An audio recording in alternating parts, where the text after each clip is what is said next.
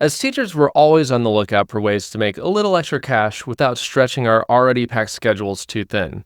That's where side hustles come in. Not only can they beef up our bank accounts, but they can also be a lot of fun, especially when they tap into our personal interests and talents.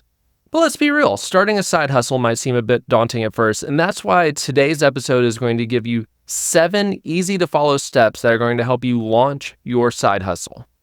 Every day, teachers experience the anxiety of having to pinch pennies just to make ends meet. They work hard, serve their students, and are leaders in their communities, but still seem to be living paycheck to paycheck. Sound familiar? But what if there was a way to use the knowledge, skills, and abilities that you've developed in the classroom to make extra money without having to go out and get a second job or sell a kidney on the dark web? You can, and you should. Because the truth is, people want to give you money. You just have to find a reason for them to do so. And that's exactly what we do. This is After School Empire, the podcast that helps teachers like you make extra money by launching and growing their own income-generating side hustles. My name is Tony Neely. I'm a veteran teacher, an author, and a lifelong serial side hustler. Through one-on-one coaching and leading school-wide workshops, I've helped many teachers launch their side hustles. And now, it's your turn. So grab a notebook and your favorite pen because today is the day we start building your after-school empire.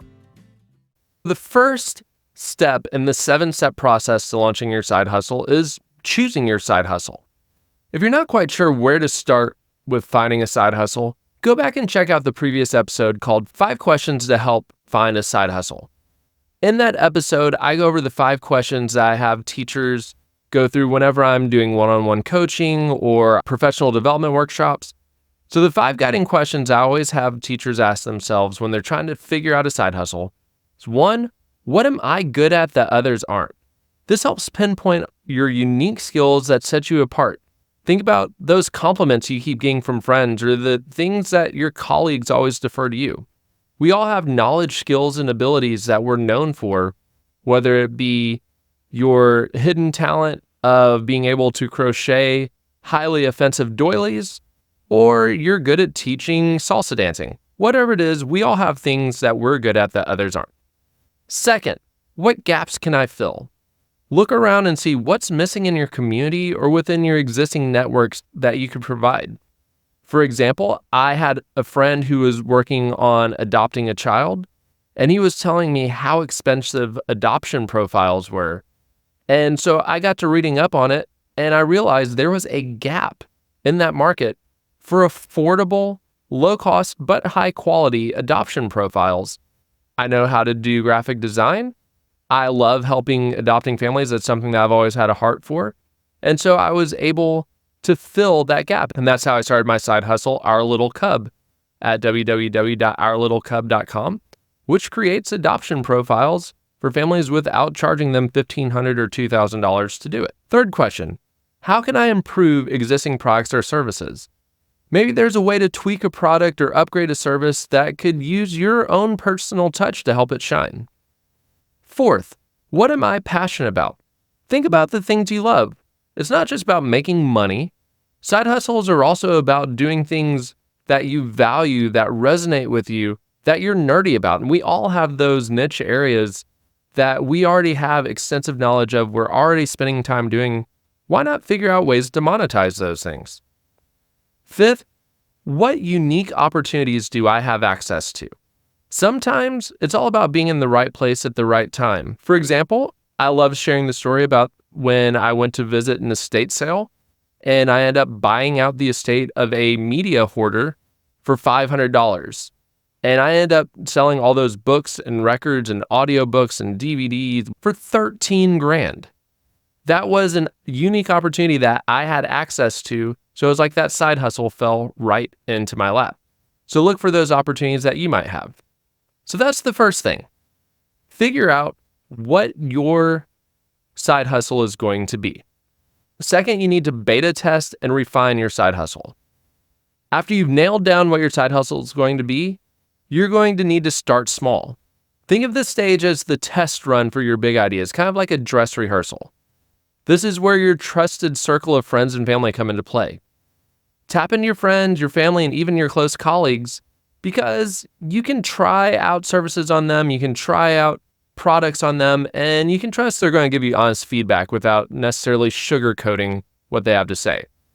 Plus, testing your ideas with people who want you to succeed provides a safe space to see what works and what doesn't. As your initial testers use your product or your service, gather all the feedback that you can, and remember that every piece of feedback is golden, especially if it's not what you want to hear. Use this input, tweak it, improve your hustle, and then it's all about iteration. Refine, refine, refine.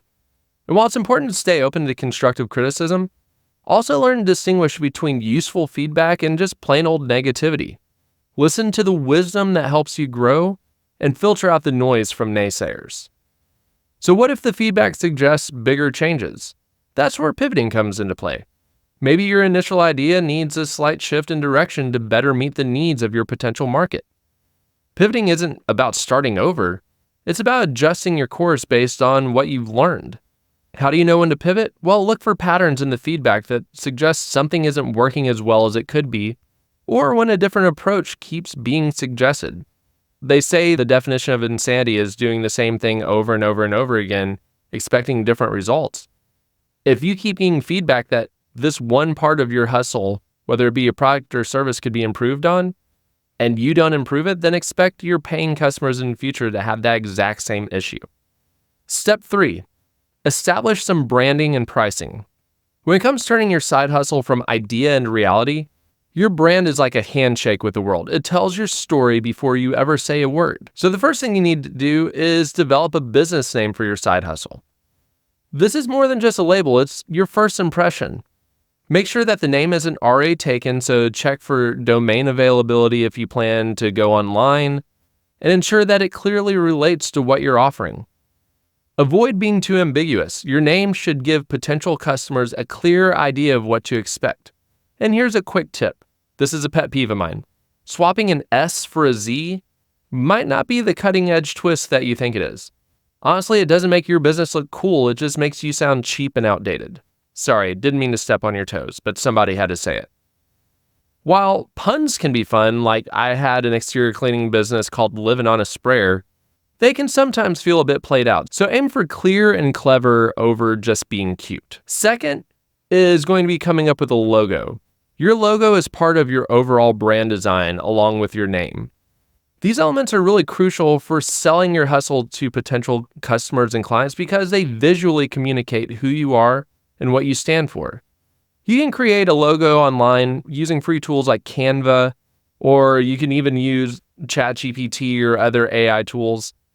But for something a little bit more polished, consider hiring a graphic designer from a platform like Fiverr. Budget-wise, this can be really affordable, normally ranging from $15 to $20. When you are coming up with your logo, remember that less is more.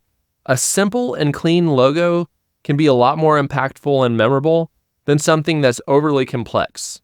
Think about most of the really famous designs that are out there for logos. Most of them aren't 17 colors with lots of text and crazy things going on. It's all about creating a visual hook that's easy to recognize and aligns with your brand story. Hey there, I really hope you're enjoying this episode of After School Empire. If you're gaining any benefit from this podcast at all, could I ask you to do one thing? Please take a moment and share it with other teachers. Just a simple social media post or text message to a colleague not only helps this show keep growing, but can also be the first step in helping a friend that you care about learn how to gain more financial independence by launching and growing their own side hustle. Thanks so much. Now back to the show. Now let's talk money. Setting the right prices is more art than science. You have to blend the cost of your time and your materials along with what your customers are willing to pay. If you're offering a service, think about how much your time is worth to you per hour. What would make it worthwhile for you? For example, when I was doing exterior cleaning, my research showed me that similar services in my city range between 23 and 27 cents per square foot. I decided 25 cents would be best for my business. If you're selling products, calculate your costs and then add a realistic profit margin that won't price you out of the market. One of my side hustles involves making and selling small batch organic beard care products. Factoring in the cost of ingredients and the time that it takes to make, package, and ship it, in my opinion, it wouldn't be worth doing if I was only profiting a few dollars off of each bottle of beard oil. The goal is to find that sweet spot where your price reflects the value that you offer and meets market standards without undercutting your own profitability. Setting up your branding and pricing correctly from the start establishes a professional image and ensures that your side hustle is positioned for success. Remember, these are foundations upon which your customer relationships are built, so they're worth getting right from the beginning. That doesn't mean that you can't make changes and amend it along the way, but make sure that you have something that you feel is going to represent you and your business well from the get-go. Step 4 in our 7-step process is develop a marketing strategy. Marketing your side hustle may seem daunting, but it's really just about telling your story to the right people in the right places. So let's break this down into manageable pieces. And remember, this is just the tip of the iceberg. I'm going to have lots of episodes in the future about targeted marketing strategies, but today we're just going to go ahead and get your feet wet. So the first thing you have to do is choose your right marketing channel. You have to figure out, where are your potential customers located? Are they scrolling through Instagram? Maybe they're more likely to engage through email newsletters. Maybe they're on Facebook. Maybe you have a community listserv, or maybe flyers in local businesses would be best. That's really where you need to know who your target demographic is. Who is your target customer? Then once you decide where your customer is, you can start deciding how you're going to reach them. Is this going to be through content marketing where you're making TikTok videos, or you're making Instagram posts, or you're doing Facebook lives? You got to figure out, how am I going to communicate with them that I'm here and I have something that you want? You can also generate some buzz by offering some introductory discounts or promotions to try to win over new customers. You can also collaborate with other local businesses or influencers who might share your target market to increase your visibility and credibility, especially as the new kid on the block.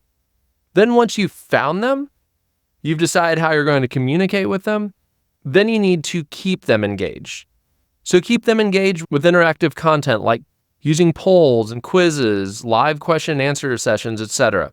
As you start getting more and more customers, you can start collecting customer testimonials and then share those out so that other people start seeing you as more legitimate business. And then just post regularly. Drew Small, who I had as a guest on my other podcast, the Book Your Band podcast, he is a marketing guru, and he always suggests that people follow what he calls the 70-20-10 rule of content marketing. He said 70% of your posts on social media should be about whatever it is you do.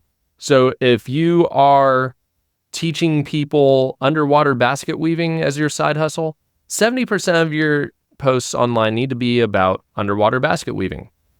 20% need to be just randomness. It could be you ordering a drink at Starbucks. It could be you picking your kids up at school, you sharing a funny anecdote, whatever, but something that humanizes you.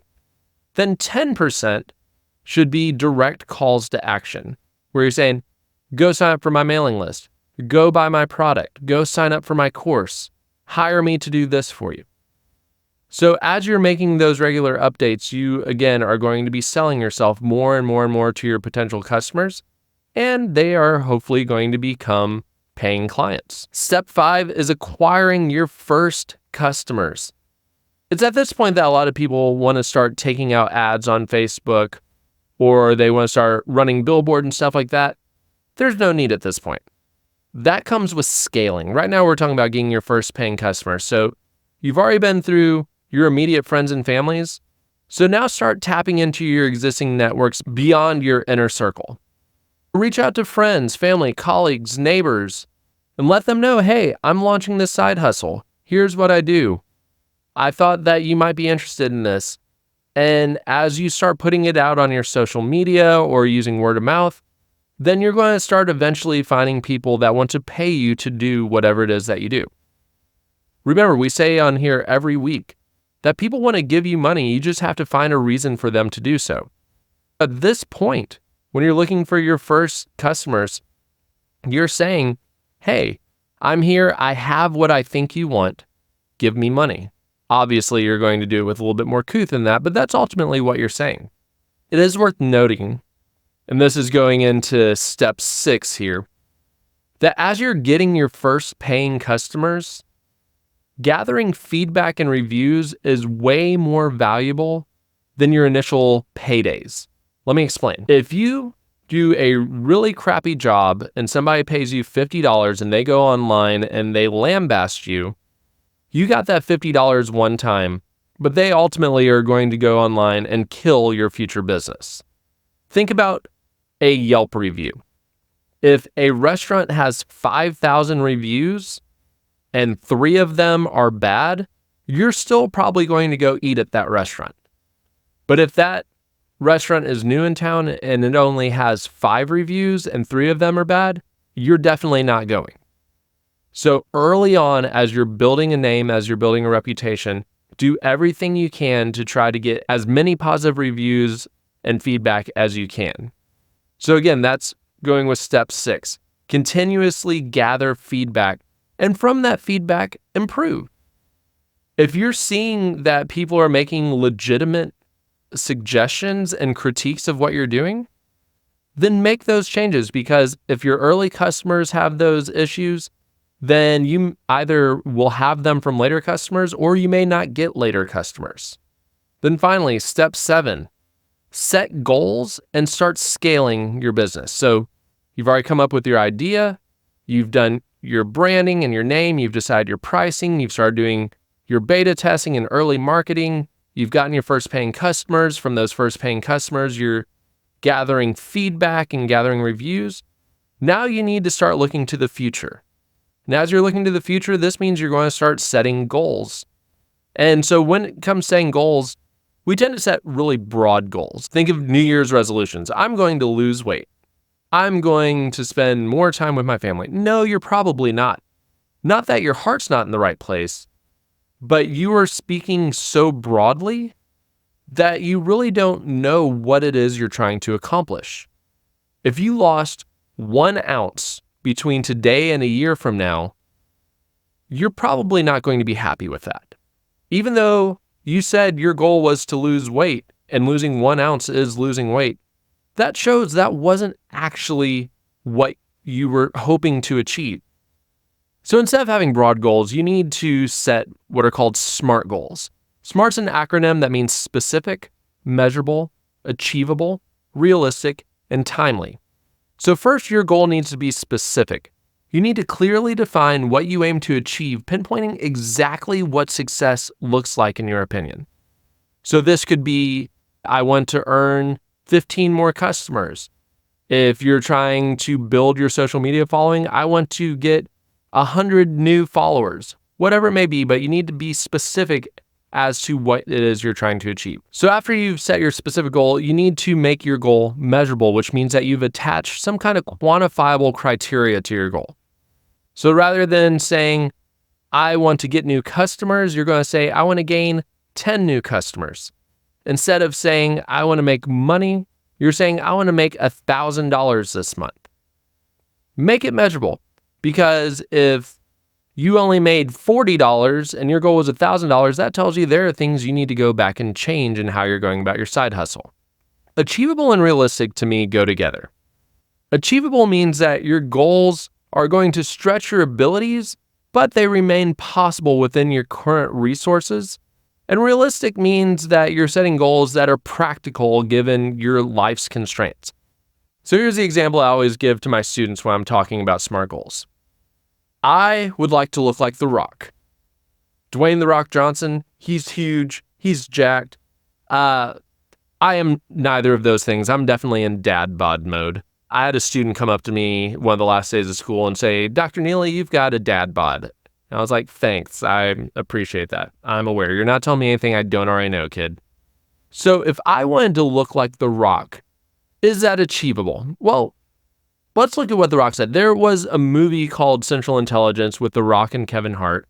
If you haven't seen the movie, the basic premise, The Rock was fat, nerdy kid in high school. Kevin Hart was Mr. Popularity, Mr. Athlete.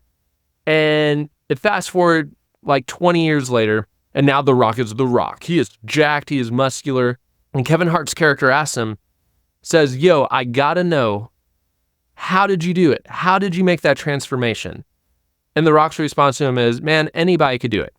All I had to do was work out 8 hours a day, 7 days a week for 20 years. Is that achievable? Could I look like The Rock? Sure. Absolutely, that is something that's achievable. Is it realistic?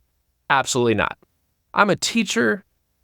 I'm a husband. I'm a dad of 2 young boys. I'm a serial side hustler. I'm involved at my church. It's not a realistic goal for me to look like The Rock.